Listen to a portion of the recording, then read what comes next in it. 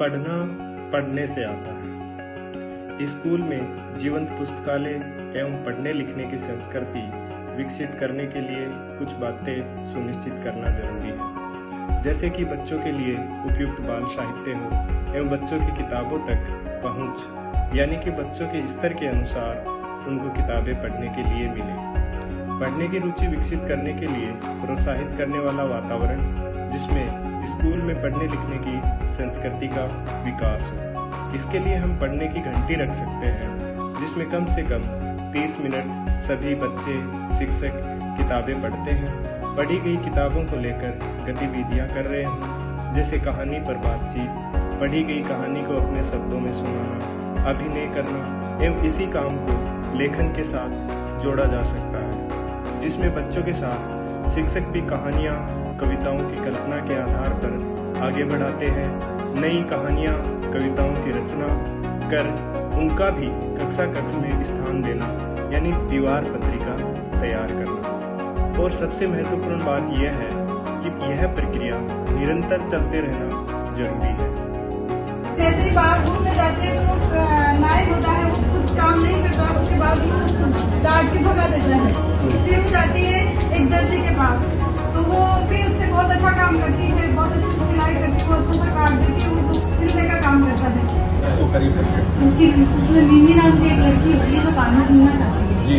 तो वो सबको कहती है, जैसे वो अपनी मम्मी को कहती है तो उसकी मम्मी कहती है कि मैं घर का काम करती हूँ। पापा को कहती है तो पापा कहते मैं अखबार पढ़ रहा हूँ। तो वो अपनी टीचर को कहती है कि मुझे कहानी सुनाओ, तो टीचर कहती है कि छोड़ दो, कोई कहानी वाली नहीं है, आप मतलब की पढ़ाई जो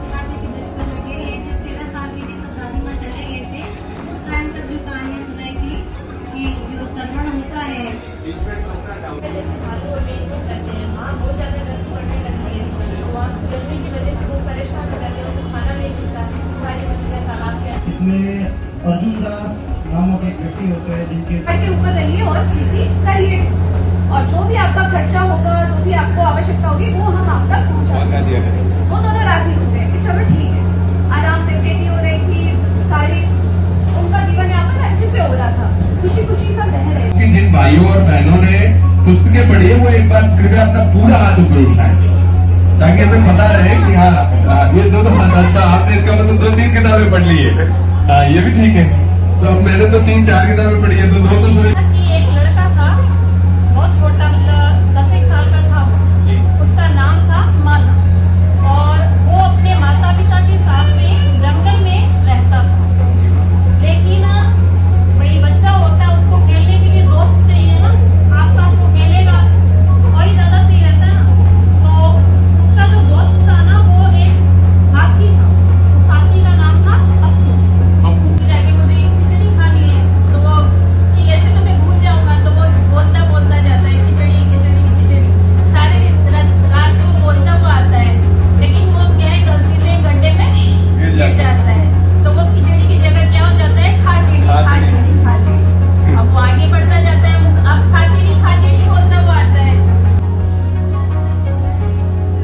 मैंने दो पुस्तकें पढ़ी है, उनमें से एक थी कल्पना की साइकिल और एक है फूल का महिला।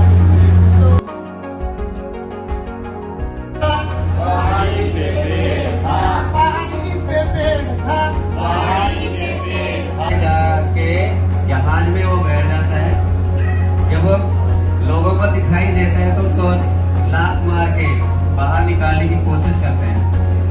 बच्चों के पुस्तकालय के बारे में प्रोफेसर कृष्ण कुमार कहते हैं कि बच्चों के लिए पुस्तकें केवल शब्दों या वाक्यों का भंडार नहीं है। पुस्तकों में उनकी परियां हैं, उनके हाथी, घोड़े, शेर, खरगोश हैं। पुस्तकों में वे तितली, गिलहरी के पीछे दौड़ते हैं। पुस्तकों में उन्हें कोयल की कुहू सुनाई देती है। पुस्तकों में वे हवा का संगीत सुनते हैं, फूलों की सुगंध महसूस करते हैं और खट्टे मीठे फल खाते हैं। कभी वे पुस्तकों की नदी में तैरते हैं, तो कभी पुस्तकों के पहाड़ों पर चढ़ते हैं। कभी पुस्तकों का समुंदर उन्हें बुलाता है, तो कभी वे पुस्तकों के आसमान में तारे गिनने लगते हैं। सूरज और चंदा का उजाला और गर्मी अपनी पुस्तकों के अंदर देखते और महसूस करते हैं, लेकिन इतना सब उनको उनकी पाठ्य पुस्तकें नहीं देती। अतः जरूरी हो जाता है कि बच्चों के आसपास साहित्य हो, पुस्तकालय हो रीडिंग कॉर्नर।